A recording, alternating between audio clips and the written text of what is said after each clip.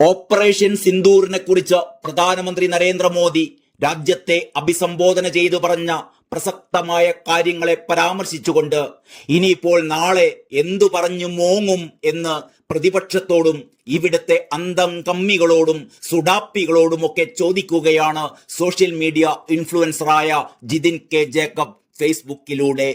നരേന്ദ്രമോദി ഇന്ത്യയിലെ സാധാരണക്കാരുടെ ഭാഷയിൽ അവരോട് കാര്യങ്ങൾ വ്യക്തമായി പറഞ്ഞിട്ടുണ്ട്. മോങ്ങേണ്ടവർക്ക് ഇനി മോങ്ങിക്കൊണ്ടേയിരിക്കാം എന്ന പരിഹാസത്തോടെയാണ് ജിതിൻ ഈ ഫേസ്ബുക്ക് പോസ്റ്റ് അവസാനിപ്പിച്ചിരിക്കുന്നത്.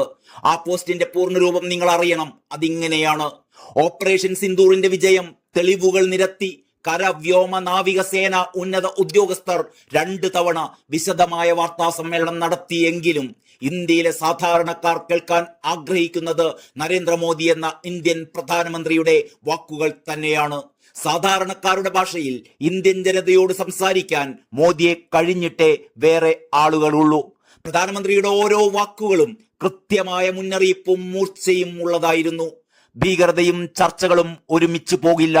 ഭീകരതയും വ്യാപാരവും ഒരുമിച്ച് പോകില്ല. വെള്ളവും രക്തവും ഒരുമിച്ച് പോകില്ല. പാകിസ്ഥാനുമായി ചർച്ചകൾ ഉണ്ടെങ്കിൽ അത് ഭീകരരെ കുറിച്ചായിരിക്കും. പാകിസ്ഥാനുമായി ചർച്ചകൾ ഉണ്ടെങ്കിൽ അത് POK കുറിച്ചായിരിക്കും.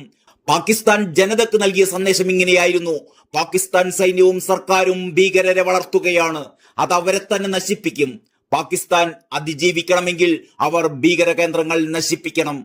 ഇനി പ്രധാനമന്ത്രിയുടെ പ്രസംഗത്തിലെ ഏറ്റവും കാതലായ ഭാഗമൊന്ന് ശ്രദ്ധിക്കൂ. അതിങ്ങനെയാണ്: ഒരു തരത്തിലുള്ള ആണവ ഭീഷണിയും വെച്ചു പൊറുപ്പിക്കില്ല.